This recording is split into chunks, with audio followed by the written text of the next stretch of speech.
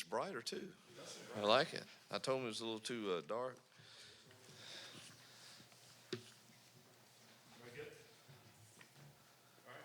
Well, Coach make a comment, then we'll take some questions. Yes, man. You know, the disappointment from Saturday night can't linger. It's got to move on. We know our past four opponents, have a combined record of 25-3 and are really, really good football teams, which when you look at how close we are to winning each of those games, it gives me great hope.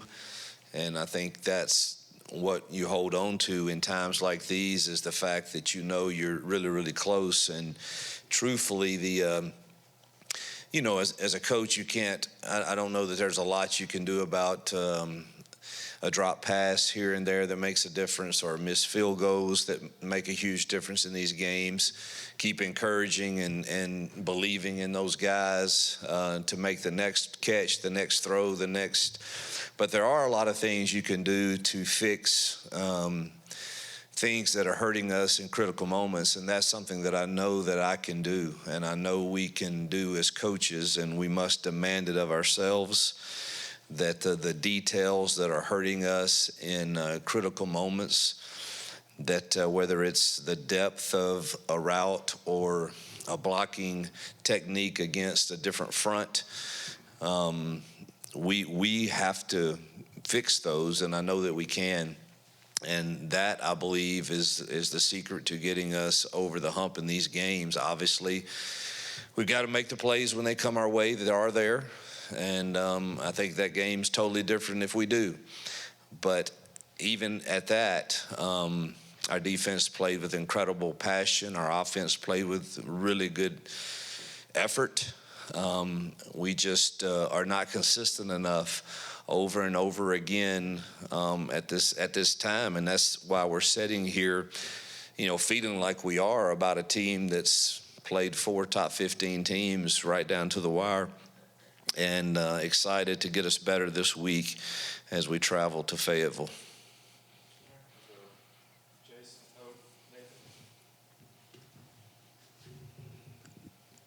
You, after going back and looking at that, any changes, personnel changes, obviously quarterback, anywhere else that you may take a look at some different things this week? Yeah, we're looking at everything.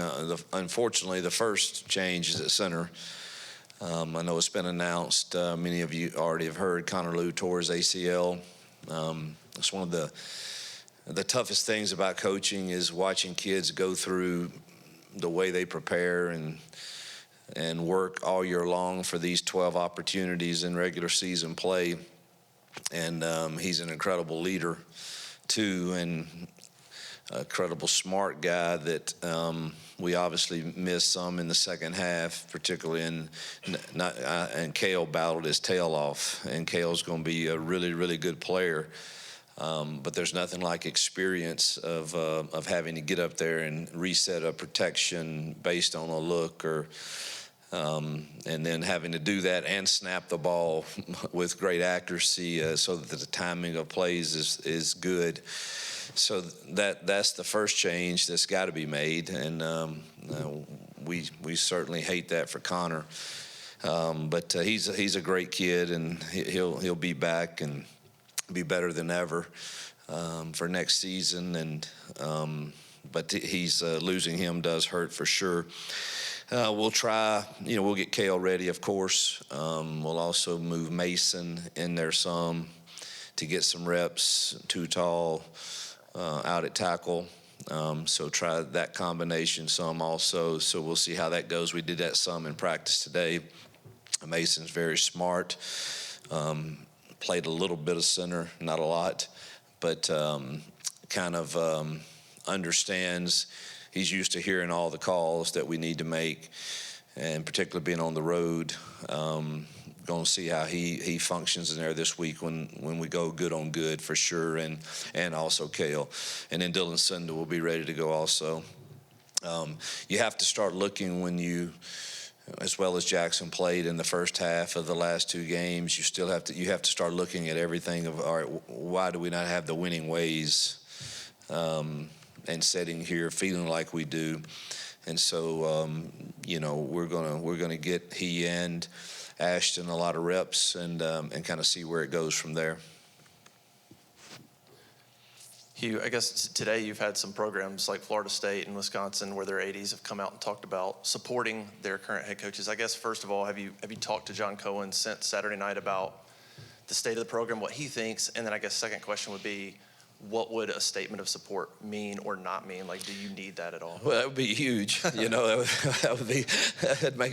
make everyone feel a lot better for sure.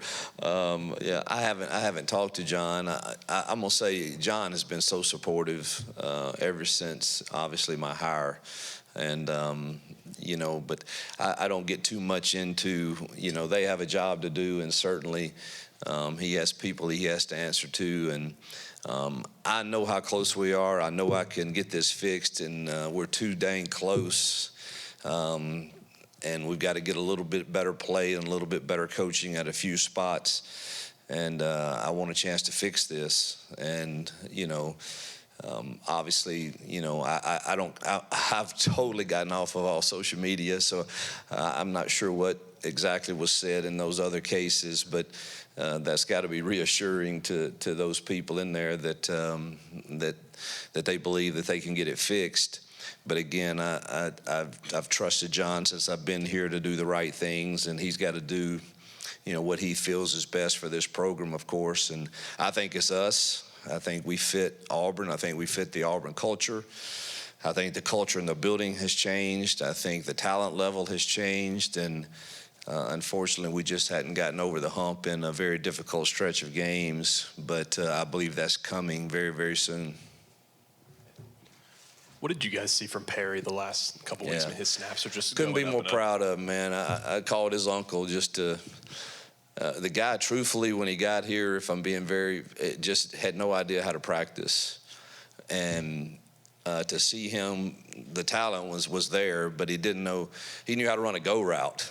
He didn't know how to take a release off of anything, or what different coverages looked like, and he wasn't the only one. Malcolm was that way too. Cam, to a certain extent, Cam was more prepared, but.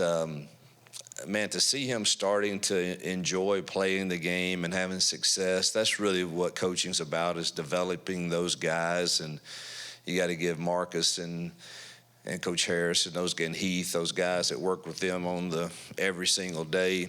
But it's really good to see him. And, nobody was more bothered on the sideline than him after he dropped that, I think, the second possession or third possession. And I love to see that. And he's just getting better and better every single day. And I have to remind myself, we're playing these top teams very tough, but we're still fairly young at some spots. And he's still a young kid, but really, really excited to see his development. Hugh, I know you said after the game, Alex's night was uncharacteristic, but just watching it back, talking to him, just kind of where's he at, and where's your confidence level in him, and just kind of in that place. Yeah, I believe in Alex McPherson. He believes in himself. I mean, that's the first time he's missed any kicks inside the 40-yard line in his career, and he missed two, and that's just so uncharacteristic and of him. And he kicked beautifully all week long. And, he's mentally strong. He's been through a lot, and certainly feels the weight of the loss for everybody, feeling like, man, if I could just make one of those, maybe the game's different. But, man, nobody in here doubts him or has any less belief that he's going to make the next one. Hugh, what do you think the biggest things about your offense are that are fixable moving forward? Man, the details. We've got to be harder. We've got to coach harder, demand more of ourselves and on the kids. It's no longer, the answer can't be, I don't know why he, ran it right the first quarter and he didn't the third quarter. That's no longer acceptable, nor is, you run inside zone, and in overtime that we've been averaging, I don't know, 6 yards on a carry, and we get beat inside at a tackle position. That just the footwork for that. You don't get beat inside on that play. Let him beat you outside, that's fine. But and whether it's the ball's got to come out to your second progression, it's got to come out, and it's there. So turn it loose. And so we've got to demand more. Our coaches are very clear on how I feel right now about that, and hopefully we lessen maybe what we're carrying.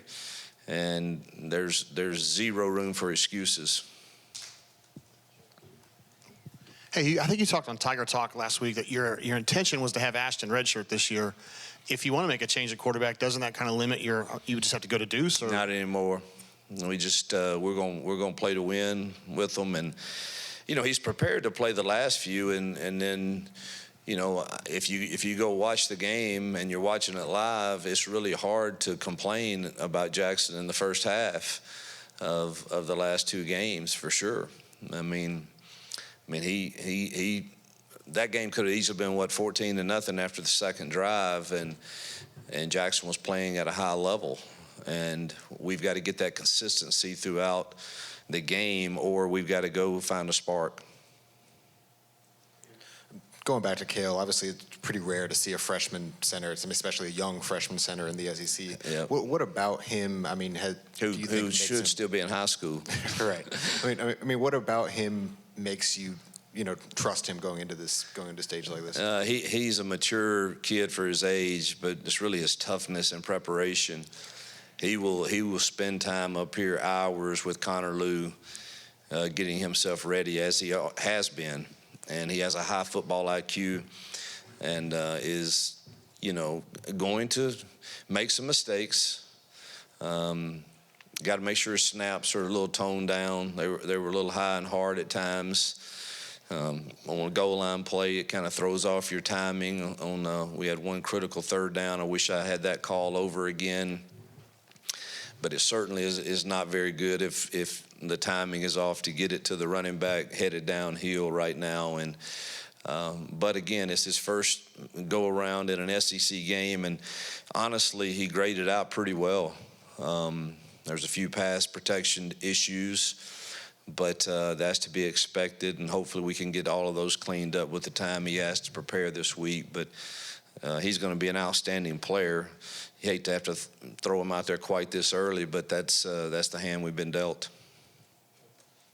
Coach, another big game from Xavier Atkins, Robert Woodard. Just how valuable have those guys been this season individually for your team? It's Robert's best game since we've been here, by far. And that's a kid that really struggled and contemplated. Do I need to move on back in the crazy portal world? And I tell you, I give a lot of credit to his father, who just spoke real truth to him.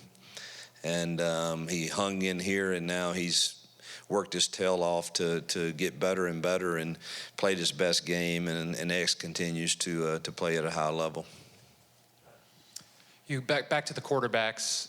Is the expectation for Jackson to start Saturday, or is it as simple as whoever has a better week of practice is going to get the starting nod? I would say the expectation is for him to start. He's led us on 2 scoring drives to start the last 2 games, and hopefully that is what happens in this one also. But we'll go day to day. But that's the expectation. You said after the Georgia game about having the belief on the sidelines, y'all are going to pull out. Did you see a change or improvement in that, especially with the fourth quarter and overtime on Saturday? It did. I told the team this morning it was a definite different field and energy, even after the drops and the missed field goals. And I just didn't see. I saw both sides trying to encourage one another. And I thought we took a big step in the right direction in that regard. And even the young men that weren't participating in the game, I thought were vital in helping do that. And so There was a lot of people picking up the guys that had some critical drops, and Alex obviously has plenty of encouragement. So I was pleased. I thought the energy on the sideline was good. It's always going to be a little different from offense to defense. You know, defensive guys there's a little more juice there. Offensively, you've got to have that energy, and when you're scoring and doing well, there's certainly more energy. After I think the first drive, it was off the charts good, and Jackson laid his body on the line to get us down to the goal line. We punched that in. The energy is really high. Then you have a few drops the next really 3 possessions, and that kind of cost us some opportunities. And even then, I thought the energy was good.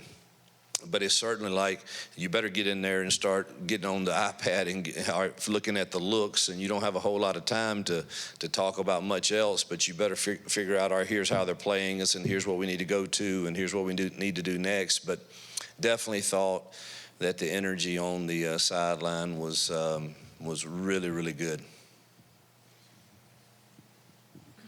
Yeah, we saw more Jordan Crawford the other night. We've seen a lot of Elijah. He's making plays, but Neboy and Eric Winters there's a bunch of those guys that are playing key roles on defense. How much have you seen them grow since the beginning of camp, especially? Yeah, those freshmen continue to grow, whether it's Woodby, Newboy, Winters, Autry, Crawford, Jared Smith, Diaz, Melendez, X, all these young kids that we're playing over there are Star is going to be really good also. The future's bright with those guys. We've got a lot of good talent over there, and they're getting better and better week in, week out, it seems.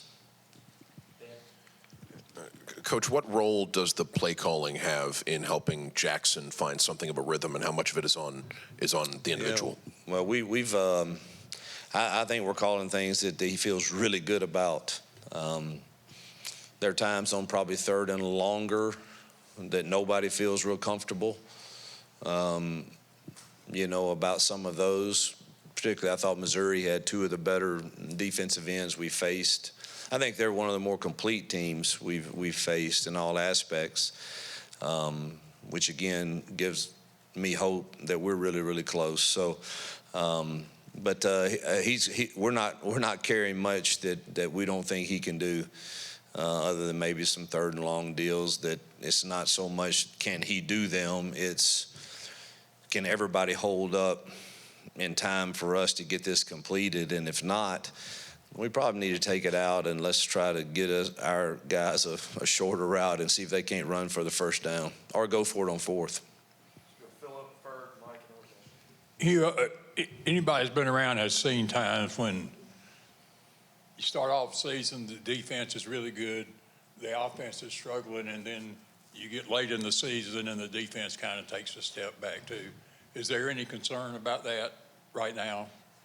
I don't have any, other than we're facing one of the more talented offenses I've seen. I mean, I watched them this morning. They are really talented on offense. That guy's Green is playing at an extremely high level, has a really good running back, tight ends, receivers, and is making those plays that are not designed plays at a high level. And Bobby does a really good job, coaching offense. And so, I don't expect our kids they're going to come and compete like they have every time. But I mean, this team's scoring a lot of points on some really good defenses. So it's a great challenge for us for sure, based on what I've seen on tape. But I don't think the expectation is that we'll play at a high level with great passion and execution. We still have things that we can get better at and clean up. We didn't, watching the tapes with the defense this morning and going over the good and the bad, we still don't cage the ball real well, leverage the ball real well at times, and it's usually our younger guys that we mentioned, but they're better than they were, and or play with the right leverage on a pass route on where your help is, and we need to improve that this week for sure and we got to stay in coverage when we're in coverage, because he will rip it over your head. Hugh, we saw Jeremiah bust a couple of runs to the outside. I know y'all have talked about maybe trying to attack the perimeter more. Have you seen kind of more success with that? I guess here recently, is that something that y'all want to kind of expand with in the ground game? Yeah, that really depends on kind of how they're playing you, but Jeremiah obviously has the talent and speed to do that. I thought he ran inside the tackles really well too the other night, but yeah, we'll always try to mix that up if Arkansas, again, you're kind of facing I guess a 2-game sample size on the defensive side, so you're trying to decide how much do you make of that, and in these 2 games, they've played one style of football pretty much, and it doesn't tend to lend toward a whole lot of easy perimeter runs for sure, because it's a ton of man coverage, and they're playing with leverage over your tight end, so we'll have to see how they're playing us. But that again, just in a 2-game sample, that tends to be a high percentage of who they want to be. Coach, I know this is a wide receiver group you really like, but how do you explain the drops over the last few games and the timeliness of the drops, and how do you get that addressed here going into Arkansas? Continue to get on the jugs. They'll be on them every day. It's really hard to explain, and that's, as a coach, there's some things that just set you off, and you want to go off on kids at times.